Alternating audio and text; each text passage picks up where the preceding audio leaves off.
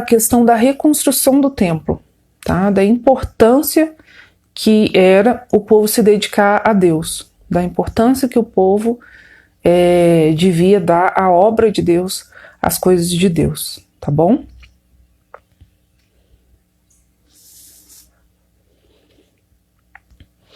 O profeta Ageu significa festa, o nome dele, e ele fala assim que o povo judeu era um povo de muitas festas, né? Era um povo que fazia festa o ano inteiro, né? Eles tinham um calendário de festas que a gente já viu nesse ano agora no Velho Testamento. Eles tinham um calendário de festas, calendário de sacrifícios. Então eles eram um povo que comemoravam muito, que celebravam muito.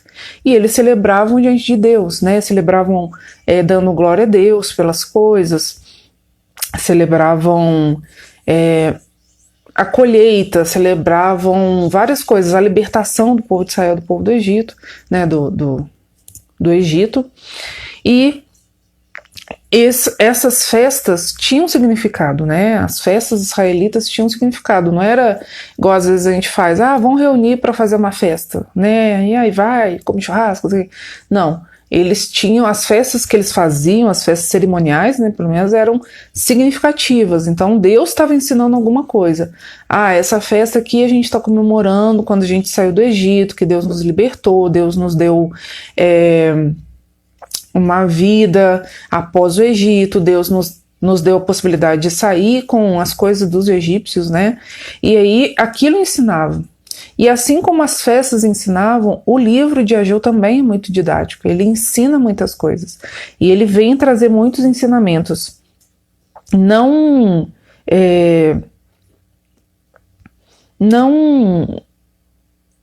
somente para os dias dos israelitas, mas também que servem para hoje, para nós. Ele foi escrito em 520 a.C., o autor é Ageu mesmo. Ele foi escrito em Jerusalém depois do retorno do exílio, e o alvo dele é reanimar o povo e os líderes judeus, porque o povo volta muito desanimado, o povo volta muito desencorajado. Então esse livro ele vai trazer um pouco da realidade do depois do exílio. A maioria dos livros que a gente viu, né, a gente viu Esdras e Neemias, que também trata depois desse negócio do retorno, né? Bom dia, irmã. Conseguiu entrar na live, que bom. A gente viu que a maioria dos livros do Antigo Testamento trata do momento ou do exílio ou do momento antes do exílio, né? A maioria. Esse não. Esse aqui vai tratar do momento pós-exílio. Então o povo já ficou lá preso, né? Os israelitas foram em 722, os judeus lá do povo de Judá foi um pouco depois, e depois Dario dá uma libertação para eles voltarem, né? Dá uma carta de liberação, né? Tipo, vocês podem voltar para a terra de vocês. E o tema, a palavra-chave dele, a palavra-chave é reconstrução, porque ele vai tratar da reconstrução do templo. E aí, o Ageu em uma sentença seria: o profeta exorta ao povo o arrependimento dos pecados e a confiança no futuro prometido por Deus. E é engraçado que esse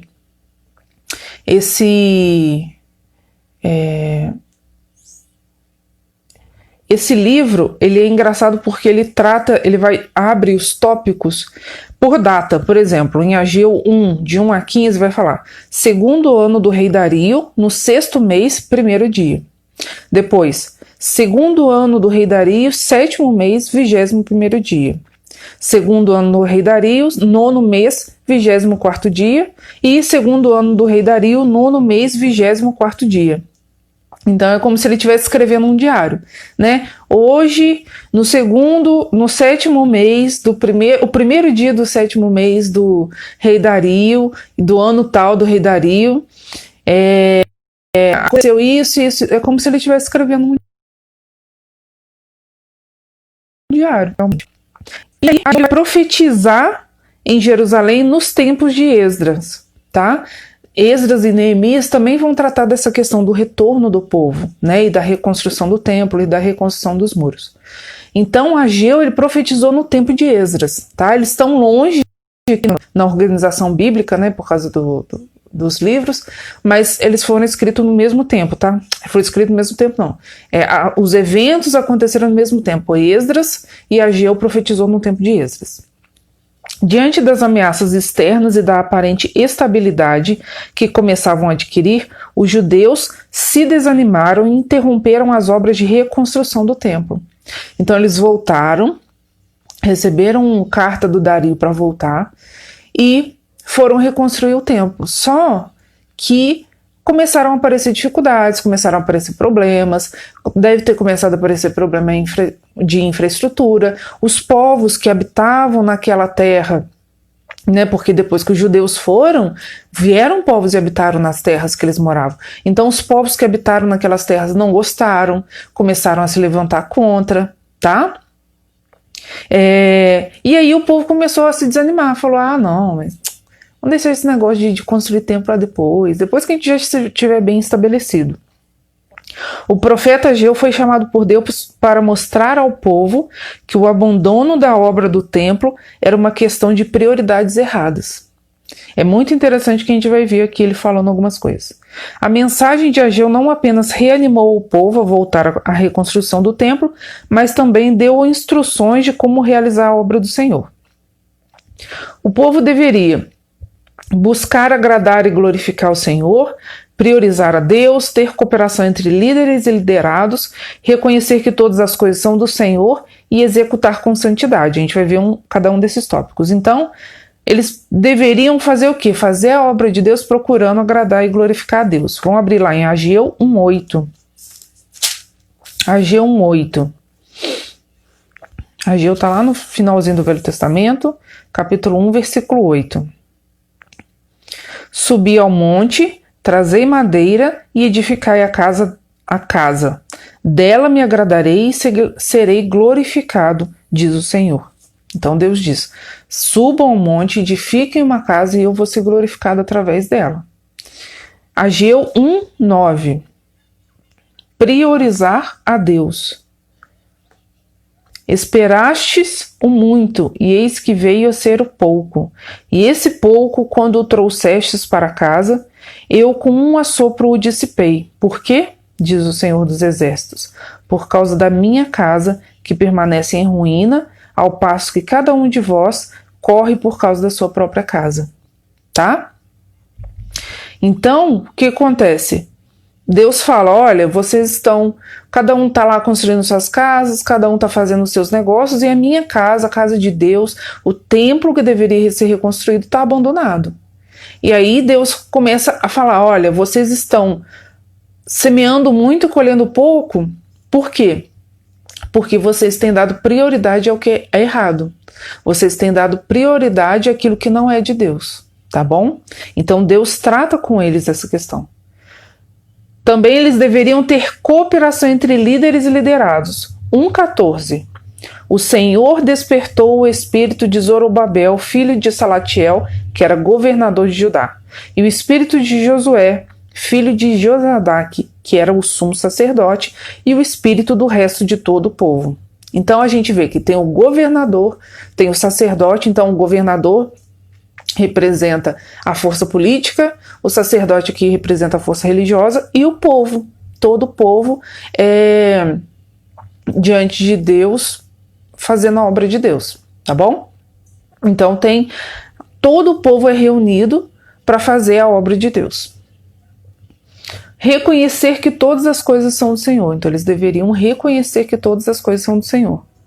Aconteceu alguma coisa aqui, gente? Peraí, acertar isso aqui. Reconhecer que todas as coisas são do Senhor. Ageu 2:8. Vamos lá comigo. Ageu 2:8. Minha é a prata, meu é o ouro, diz o Senhor dos Exércitos. Então, para eles fazerem a obra de Deus, eles deveriam reconhecer que todos os recursos que eles têm, todas as coisas que eles têm, vêm do Senhor, não vem deles. E eles deveriam executar com santidade a obra de Deus. Ageu 2, de 11 a 14. Ageu 2, de 11 a 14.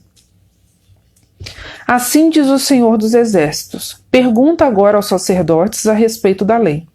Se alguém leva carne santa na orla da sua veste e ela vier a tocar no pão, ou na cozinha, ou no cozinhado, ou no vinho, ou no azeite, ou em qualquer outro mantimento, ficará isto santificado?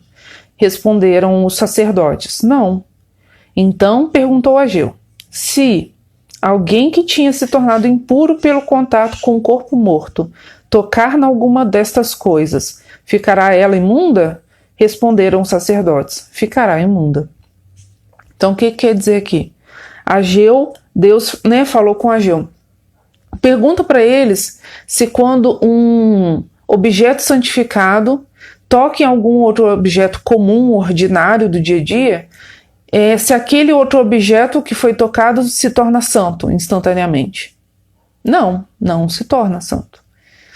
Você tinha os rituais de purificação, você tinha todo um processo para aquele objeto ser consagrado a Deus, não sei o quê, para aquilo ser considerado puro. E aí ele pergunta: e se alguém que tocou um corpo morto, porque antigamente, no Velho Testamento, tocar em alguém morto, você se tornava impuro, você tinha que passar por um ritual de purificação.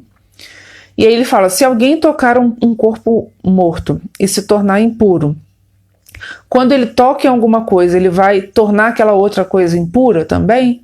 E aí aí respondem, o sumo sacerdote responde: sim.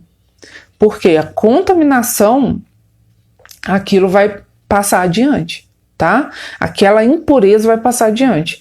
É igual hoje em dia a gente está vivendo essa coisa do coronavírus, né? Então, se você encosta a mão em alguma coisa suja, alguma coisa que esteja contaminada com coronavírus, e você encosta em outra pessoa, ou encosta no seu nariz, encosta na sua boca, você pode transmitir aquilo, né? Se você estiver contaminado, se a sua mão estiver contaminada, ela vai contaminar sua boca, vai contaminar seu nariz, vai contaminar outras pessoas. Por isso que a gente lava a mão, por isso que a gente passa álcool, por isso que a gente se cuida nisso.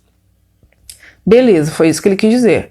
Agora, por exemplo, se a minha mão tá limpa e eu encosto em alguma coisa que esteja suja, aquilo que eu encostei vai ficar limpo porque a minha mão encostou nele? Não, né? Tô com a minha mão limpa, encosto num talher que tá sujo. O talher vai se tornar puro, vai se tornar descontaminado porque eu toquei? Não.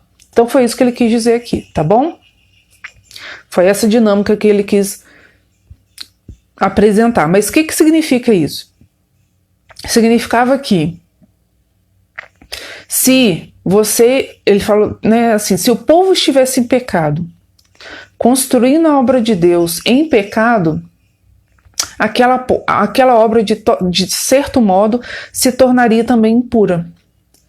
Por quê? Porque eles estavam contaminados, é como se eles estivessem contaminando aquilo que eles estivessem fazendo, tá bom? E aí ele quis dizer que o fato de você estar construindo um templo que era para Deus não te torna puro. O que te torna puro é você ser puro e você vai purificar todo o processo que você vai viver, entendeu? Então é muito assim, você ir na igreja não te torna santo, você ir na igreja não te torna cristão. Você ser cristão te faz santo, você ser cristão te faz querer buscar a Deus. Então é essa questão que ele está querendo dizer aqui. Que o trabalhar na obra de Deus não santifica a obra de Deus se você estiver em pecado, tá? E aí ele fala de empecilhos à obra do Senhor. A gente viu agora como que deve ser a obra do Senhor, deve ser feita com purificação, reconhecer que todas as coisas são do Senhor, com cooperação, buscar agradar a Deus e priorizar a Deus, e fala de alguns empecilhos. A obra do Senhor não pode parar, mas às vezes ela para. Ageu mostra que alguns empecilhos que criamos e com ele atrapalhamos a obra do Senhor. Olha que interessante. Ageu 1:4. Ageu 1:4. Eu acho que isso se aplica muito aos dias de hoje. Acaso é o tempo de habitares vós em casas apaineladas, enquanto esta casa permanece em ruínas? Um problema um empecilho à obra de Deus é a preocupação excessiva com o bem-estar pessoal, acima do bem-estar comunitário, acima do que deve ser feito, acima da obra de Deus, acima das coisas que Deus quer de nós. Então, e hoje a gente vive numa sociedade que busca o bem-estar a qualquer custo, né? Seja através de muito exercício, seja através de muita bebida, seja através de sei lá o que. A gente busca o bem-estar a todo momento, a gente quer se sentir bem, você não pode ficar triste, você não pode sei lá o que, blá blá blá. E isso aí também estava acontecendo lá. Eles estavam priorizando a casa deles, falaram, a gente vai construir a nossa casa, assim que todo mundo tiver construído suas casas, a gente vai lá e faz a obra de Deus, a gente vai construir um templo muito bonito para Jesus. E aí Deus fala, olha, vocês estão com as prioridades invertidas. Primeiro vocês deveriam me buscar, vocês não voltaram para reconstruir esse templo, vocês deveriam construir um templo de adoração a Deus primeiramente, depois vocês fazem a casa de vocês. Então eles estavam excessivamente preocupados com o bem-estar pessoal.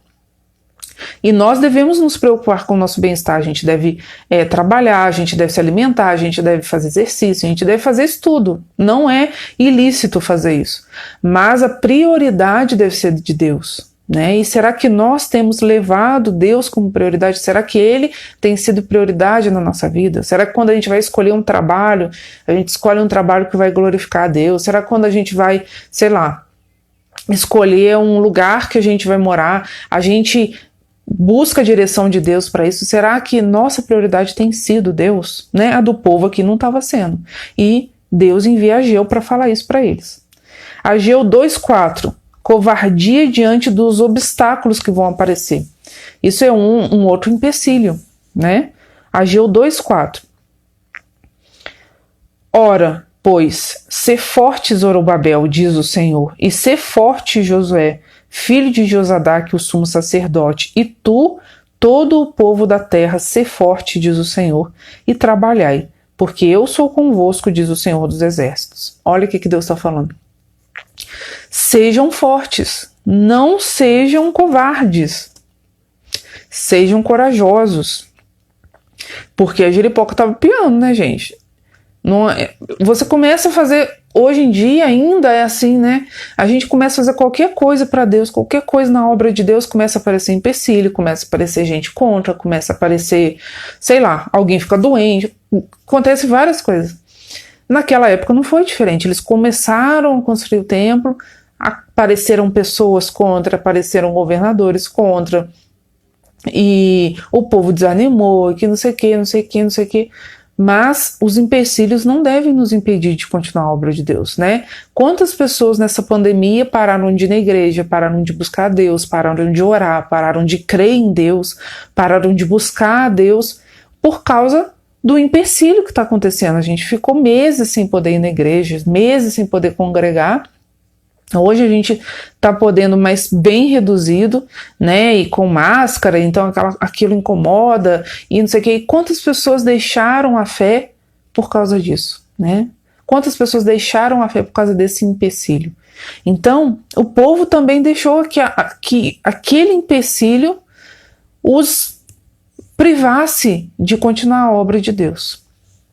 Outro empecilho, falta de fé na provisão dos recursos por parte do Senhor. E aí Deus fala, né? Minha é a prata, meu é o ouro, diz o Senhor dos exércitos. Ageu 2:8. E pecado que contamina a comunidade, que era o que eu estava explicando antes. Aí ele fala, ó, Ageu 2:13 e 14. Então perguntou Ageu, se alguém que se tinha tornado impuro pelo contato com o corpo morto tocar em alguma dessas coisas, ficará ela imunda? Responderam os sacerdotes, ficará imunda.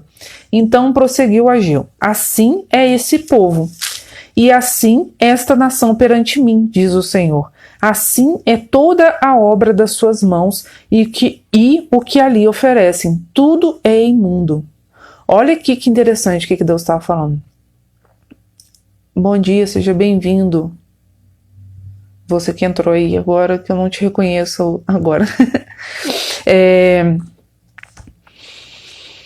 Olha o que Deus falou. Porque vocês estão impuros no coração, porque vocês não estão santos, tudo que vocês fazem, a construção do templo, tudo que vocês têm me servido tem se tornado impuro. Ó, versículo 14. Assim é esse povo, e assim é essa nação perante mim, diz o Senhor. Assim é toda a obra das suas mãos, e o que ali oferecem, tudo é impuro, tudo é imundo. Ou seja, se o povo não estava em santidade, aquilo que o povo fazia também não era santo. E aí a gente se engana, às vezes, querendo achar que por a gente ir na igreja, por a gente orar na igreja, por a gente não sei o quê, por a gente carregar o nome de cristão, a gente pode viver do modo que a gente quiser e a gente chega lá, faz a obra de Deus e pronto, tá ótimo. Não, mas se nós estivermos imundos, aquilo que a gente faz é imundo no sentido de aquilo que a gente faz não agrada a Deus. Não é porque a gente está fazendo a obra de Deus que a gente está agradando a Deus. Se nós não estivermos purificados em santidade, buscando a santidade de Deus, aquilo que a gente faz não vai agradar a Deus, tá? Então é muito sério isso que ele está falando. Ele está falando, olha, não é porque vocês estão construindo um templo para mim que está tudo bem. Vocês precisam ser santificados. Vocês precisam ter uma vida interna modificada, transformada. E aí ele fala desses empecilhos que a gente viu. Preocupação excessiva com o bem-estar pessoal, covardia diante dos obstáculos que vão aparecer, falta de fé na provisão e recursos por parte do Senhor e pecado que contamina a comunidade do Senhor. São coisas que a gente pode ver muito bem nesse ano agora de 2020, né? Que a gente está muito preocupado às vezes com o nosso bem-estar, de pegar doença, não pegar doença, passar doença, não passar doença. Não que a gente não precise estar, a gente precisa estar preocupado sim. Mas será que isso tem substituído o meu zelo pela obra de Deus? O meu zelo pela palavra de Deus? Será que eu só estou olhando para mim e não estou atendendo a necessidade do próximo, não estou olhando para aqueles que precisam de ajuda?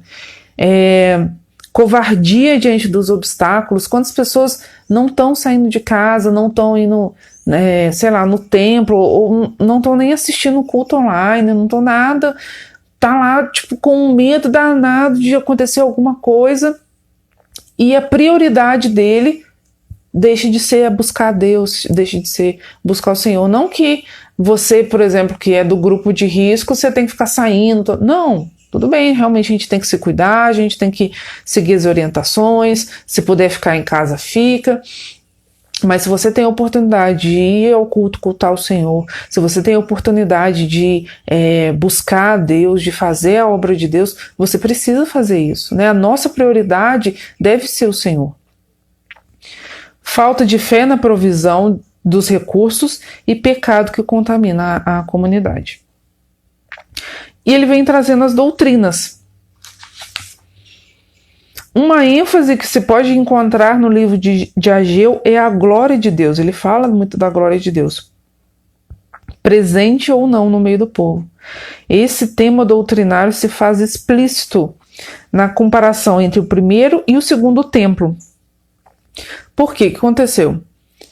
Salomão construiu um templo maravilhoso. O templo de Salomão, se vocês olham na internet, é maravilhoso. É um templo magnífico, um templo assim, muito rico, né? Chegou a um ponto que o rei Davi começou a juntar coisas para construir o templo. Chegou a um ponto que o rei Davi falou, gente, para de trazer coisa, para de trazer ouro, para de trazer prata, porque a gente não tem mais onde colocar. A gente não precisa mais, pode ficar tranquilo. O povo foi tão... o povo levou tanta coisa que eles falaram, não precisa mais. Então, o templo de Salomão foi um templo suntuoso, foi um templo maravilhoso. Já o templo de Herodes, né, que a gente conhece como o templo de Herodes, que foi o segundo templo que foi construído, por quê? Quando a Babilônia invadiu o Judá, eles destruíram a cidade de Jerusalém, destruíram o templo de Jerusalém. Então o templo de Salomão foi destruído quando a Babilônia invadiu o Judá. E aí eles foram exilados, Quando os judeus voltaram para a terra deles, aí eles construíram outro templo. Só que o outro templo, gente, era menos gente, tinha menos riqueza. Então, assim, eles tiveram muito menos recursos para construir aquele outro templo. Né? Eles tiveram muito menos, ficou um templo muito mais simples, um templo não ficou tão suntuoso. E aí, Ageu fala aqui, ó, Ageu 2:3. Ele vai falar da diferença entre o primeiro e o segundo templo. Ageu 2:3 fala assim, ó: quem dentre vós que tenha sobrevivido contemplou esta casa na sua primeira glória? E como a vedes agora? Não é ela como nada aos vossos olhos? Olha o que Ageu está falando. Vocês que viram o templo ser construído lá na primeira vez, quando vocês olham para esse templo agora, parece que é nada, né? Esse templo é nada diante do outro templo. Aí em Ageu 2:9 ele fala: a glória desta última casa será maior do que a da primeira, diz o Senhor dos Exércitos. E neste lugar darei a paz, diz o Senhor dos Exércitos. Então Deus fala, olha, ele realmente de aparência ele é muito menor, ele é muito inferior ao outro. Mas a glória desse templo, a glória que esse templo vai experimentar, vai ser muito maior do que a primeira. Porque, gente, quando Jesus vem ao mundo, é esse templo que está construído, é o templo de Herodes, né? Esse templo está construído. Jesus, ele vai nesse templo, ele vai nessa sinagoga, ele vai ensinar nesse lugar. Então, ele está falando, olha, esse templo aqui vai contemplar coisas mais gloriosas que no primeiro templo, né? O próprio Jesus chega a estar no templo, o próprio Jesus chega a pisar naquele outro templo. Então, apesar de ser muito inferior em vista do outro templo, em vista de suntuosidade, de construção, de infraestrutura, ele teve uma glória muito maior do que o primeiro templo. O paradigma de comparação em Ageu é em termos materiais, pois aos olhos dos judeus, aquele segundo templo era como nada. Entretanto, a própria glória material nada mais é que um reflexo da glória divina, visto que o Senhor é o Deus de toda riqueza. O livro de Ageu destaca como a glória de Deus não se mostra em um templo grandioso e rico, mas na santidade do seu povo e na sua soberania sobre o mundo. Olha que interessante. Não adianta a gente ter um templo maravilhoso, rico, com granito, e que não sei o quê, e com ouro, e que blá blá blá, se a gente não tiver santificado. Né? A glória do Senhor não se manifesta por causa da construção, ela se manifesta por causa da presença do Espírito Santo naqueles que são dele. Então,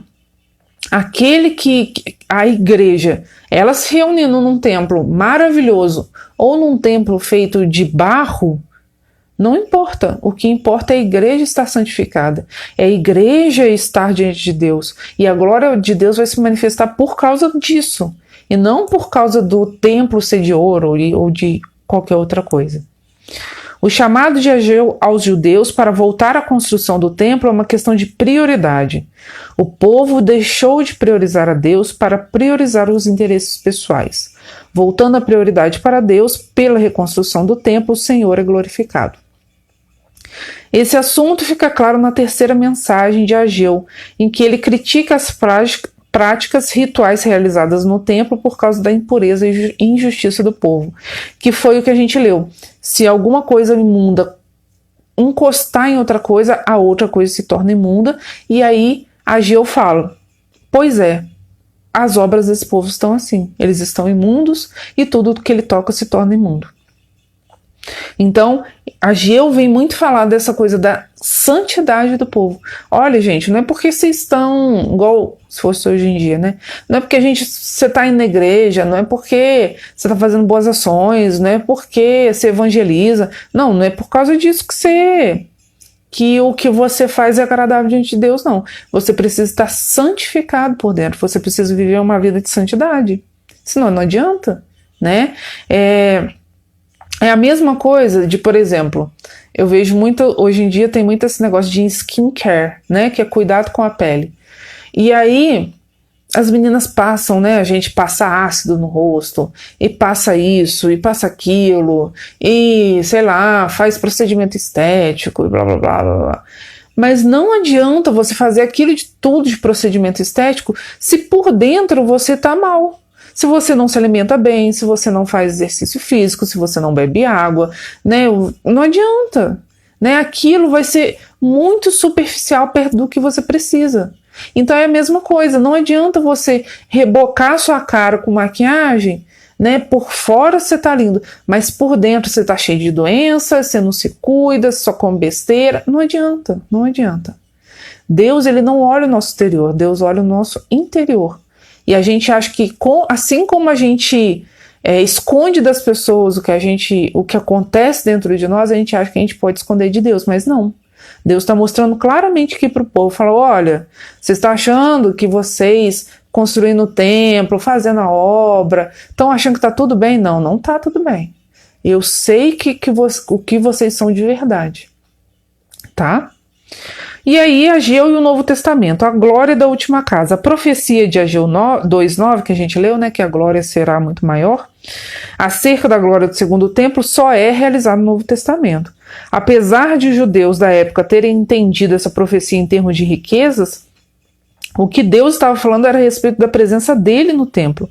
No primeiro templo, a glória de Deus se manifestava como um pilar de fogo e nuvem, vocês lembram? Quando o povo ia seguindo, Deus ia acompanhando eles com um pilar de fogo de noite e uma nuvem de dia. E quando aquela nuvem ou aquele pilar de fogo paravam, o povo parava e construía ali um templo, construía ali as suas cabanas, e depois, quando Deus começava, falava para eles se moverem, eles se moviam. Então a glória de Deus era manifestada através disso. No Novo Testamento, no novo templo que Ageu incentiva o povo a construir, o próprio Deus colocaria os pés muitos anos depois. O templo construído na época de Ageu foi aquele em que Jesus entrou, isso é, a presença visível de Deus habitou no templo com a sua glória. Você quer glória maior do que essa? O próprio Jesus entrar no templo, não importa se é um templo de barro ou um templo de ouro, o próprio Jesus entrou nele. Então, Deus está querendo mostrar isso para eles. Olha, não importa como é, se é simples, se não é.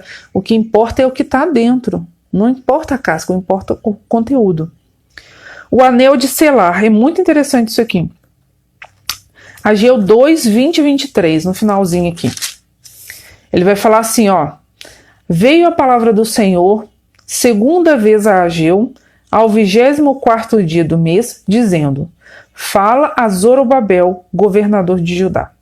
Farei abalar o céu e a terra, derribarei o trono dos reinos e destruirei a força dos reinos das nações.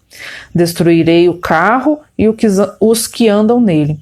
Os cavalos e os cavaleiros cairão, um pela espada do outro. Naquele dia, diz o Senhor dos Exércitos, tomar-te-ei, ó Zorobabel, filho de Salatiel, servo meu, diz o Senhor, e te farei como um anel de selar, porque te escolhi, diz o Senhor dos Exércitos. Então olha o que ele fala, eu vou te tomar, Zorobabel, e vou te fazer um anel de selar. Esse anel de selar aqui, que ele fala que Zorobabel seria, ele se refere à figura do Messias. O Messias é representado por essa figura. Anel de selar, gente, eu acho que anel de selar devia ser, eu não pesquisei esse termo, mas creio que seja aquele anel que sela, né, de selar mesmo, aquele anel que selava a carta, né, ou selava algum documento importante, querendo dizer que aquele documento era do rei, tá? Que aquele documento era oficial, que o rei é que estava mandando aquele documento. Então, por exemplo, quando o rei enviava uma carta, ele colocava o anel dele, que tinha um símbolo lá do reino dele, e ele imprimia aquilo em cera, né? Colocava na cera quente, aquilo ficava impresso na cera, e eles enviavam esse documento, e aí chegava lá no outro reino com o símbolo do rei. Então todo mundo sabia que aquele rei tinha enviado aquela mensagem. Então o anel de selar quer dizer isso. É aquele que é enviado por Deus, né? No caso o anel de selar de Deus. É aquele que é enviado por Deus para fazer a obra de Deus, para representar a Deus, aquele que é representante de Deus. Então ele fala que Zorobabel seria um anel de selar. Esse Zorobabel aqui representa o próprio Jesus Cristo. Jesus é aquele enviado por Deus. Jesus é aquele que representa. Isso mesmo, era o anel que fechava a carta, então estava certo, isso mesmo. Obrigada, Raquel. Então, Jesus é aquele que representa o próprio Deus. Jesus é esse anel de selar. Jesus é aquele que fala, olha, eu estou aqui em nome do Pai e vocês podem confiar no que eu falar. Porque a minha palavra é a palavra do Pai. O Deus do Velho Testamento é o mesmo Deus que vocês estão conhecendo através de mim. Então é isso. Zorobabel aqui representa Jesus Cristo por ser chamado desse anel de selar. Então, gente, essas mensagens são muito importantes, né? Essa mensagem de Ageu é muito importante e é bom a gente conhecer a história, é interessante a gente conhecer o que aconteceu lá, mas é interessante a gente aplicar isso para a nossa vida também, né? Saber se nós temos dado prioridade à obra de Deus, se nós temos feito as coisas para glorificar a Deus, ou se tem sido para nos agradar, ou se tem sido porque eu tenho que fazer, ou porque eu quero ficar bem diante da outra pessoa, se a gente tem cooperado uns com os outros, né? Nesse momento de pandemia, será que você tem...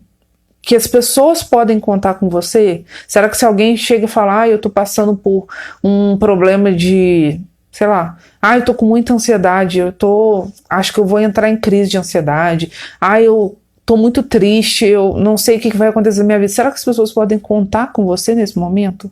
Será que você tem cooperado com o outro? Reconhecer que todas as coisas são do Senhor. Será que nós temos reconhecido que os tempos bons e os tempos maus são todos ordenados pelo Senhor e o Senhor é soberano sobre eles? Será que a gente tem reconhecido isso? Será que a gente tem reconhecido que Deus é o Deus da provisão? Né? Será que a gente tem executado as coisas de Deus com santidade? Ou a gente vai lá, faz de qualquer jeito e é isso aí mesmo, o que fez, o que não fez, fizesse. Então, são mensagens importantes que nós devemos guardar no nosso coração, que nós devemos trazer para nós e pensar e analisar, né? Hoje em dia a gente tem vivido numa sociedade que tudo é muito corrido, né? Tudo é muito rápido, tudo é muito corrido, a gente não tem tempo para nada, ou finge que não tem tempo para nada, ou arruma coisa para fazer para a gente não ter tempo para nada. E aí é tudo muito corrido e a gente não tem tido tempo para meditar na palavra de Deus, meditar se eu tenho sido uma boa cristã, se o que a Bíblia diz eu tenho aplicado, se eu não tenho. Então a gente precisa desse momento de meditação, né? Quando a gente está diante da palavra de Deus, ela nos confronta, né? Ela vem contra nós. Mas para quê? Para nos exortar e nos santificar. Deus, ele não trata os filhos dele para que os filhos dele se lamentem e fiquem chorando pelos cantos, não. Deus, ele trata com os filhos dele para que nós possamos aprender a lição e mudar as nossas atitudes e nos arrependermos. Então, se você viu que você está fazendo alguma coisa que não é agradável diante de Deus, se você está agindo de um jeito que não é agradável diante de Deus, peça perdão a Deus. Peça o Espírito Santo para te tornar agradável a Ele. Peça o Espírito Santo para te dar força para que você seja um cristão melhor a cada dia, né? Então, que Deus abençoe vocês através dessa palavra. Eu queria chamar a Vitória Caetano para ela cantar uma canção e depois a pastora Elizabeth vai fazer uma oração encerrando essa live. E Vitória, se estiver pronta, me fala, por favor, que eu te chamo. Beth, se prepara aí também, que eu já vou te chamar. Semana que vem a gente Semana que vem provavelmente a aula será gravada, tá? Ou eu vou adiar a aula da semana que vem e vai ser só na próxima, ainda vou ver isso. Mas a gente vai ver Zacarias. Zacarias são 12 capítulos. Então, se vocês puderem começar a ler, começar já a ler esse livro, é um livro maior, então exige uma dedicação maior. E conhecer o livro antes de assistir a aula é sempre melhor, né? A gente fica mais por dentro, entende melhor o contexto e as coisas ficam melhores. Usa-me, Senhor, usa-me como um farol que brilha à noite, como ponte sobre as águas, como abrigo no deserto, como flecha que acerta o alvo. Eu quero ser usado da maneira que te agrade, em qualquer hora e em qualquer lugar. Eis aqui a minha vida, usa-me, Senhor, usa-me,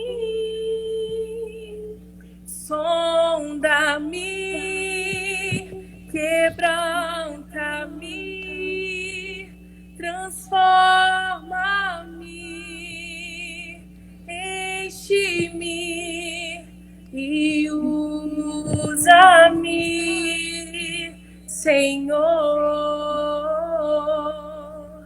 e usa-me, Senhor. Amém. Amém. Muito obrigada, Vicky. Deus te abençoe. Amém. Boa Hoje preparação estaremos lá aí. no louvor, em 5h19. Ah, é? Uhum.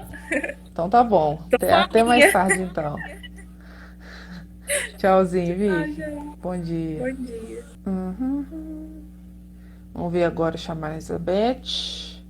Beth, é só você entrar na chamada e começar a conversar com a gente. E aí, Beth? Tudo bom, Raquel? Ô, Natália.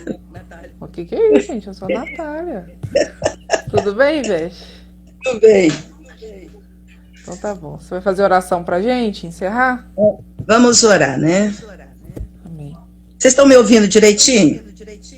Então, tudo certinho. Amém. Então vamos orar, né? Colocar a nossa oração diante do Pai. Senhor, nosso Deus e nosso Pai, o Senhor é Deus presente em toda a nossa vida. E ouvimos a Tua palavra nessa manhã, Senhor, e vimos, meu Pai, que aquele povo, Senhor, que fazia as coisas, Pai, achando que estava agradando ao Senhor, mas estava com o coração, Senhor, longe de Ti, meu Deus. E as coisas que eles faziam não eram agradáveis a Ti. Por isso, meu Pai, nós te pedimos que o Senhor venha, meu Pai, trazer em nós, ó Pai, a consciência daquilo que estamos fazendo, Senhor, e que as coisas que nós estamos fazendo, se elas são agradáveis a Ti, Pai, que nós possamos, ó Pai, cada vez mais nos aproximarmos de Ti e fazermos, Senhor, aquilo que é agradável à Tua presença, à Tua santa pessoa. Oh, meu Deus, faz com que nós possamos ser, Senhor, pessoas, meu Deus, santificadas, meu Pai, que faz uma obra santificada para o Senhor, e que em tudo o Teu nome seja glorificado, em tudo o Teu nome seja santificado nas nossas vidas, em nome de Jesus. Abençoa-nos, Senhor, através desta escola bíblica online, meu Pai, e que possamos, Senhor, ter consciência, Pai, de que o Senhor merece toda a nossa honra, toda a nossa dedicação, o nosso louvor a Ti. Em nome do Senhor Jesus, abençoa-nos, abençoa, Senhor, esta escola bíblica, Pai, que traz para nós crescimento espiritual, meu Deus, e também, Senhor, faz nos aproximar cada vez mais de Ti. Em nome do Senhor Jesus, nós te pedimos e te agradecemos. Amém. Graças a Deus. Amém. Obrigada, Beth. Deus te abençoe e até mais tarde, se Deus quiser. Deus quiser. Amém. Tchauzinho. Tchau. Agora como que faz pra tirar daqui? Amém, gente? Então é isso. Louvor, aula dada, louvor cantado, oração feita. Agora a gente já pode continuar o nosso dia, né? Deus abençoe. Bom domingo para vocês. Amém. Irmã Jane. Irmã Jane, bom domingo para você também. Se alguém quiser me convidar para almoçar, tá? Eu tô aceitando convites. Eu tô falando sério, não tô brincando não. Mas Deus abençoe vocês, tenham um bom domingo. Hoje nós temos culto às 5 e às 7 da noite. O culto de 5 normalmente tem ficado mais vazio, então se você puder ir ao culto de 5, dê prioridade a esse culto. E 7 horas também nós temos o nosso culto normal, tá bom? Fiquem com Deus, tenham todos um bom dia, um bom domingo. Até mais tarde, se Deus quiser.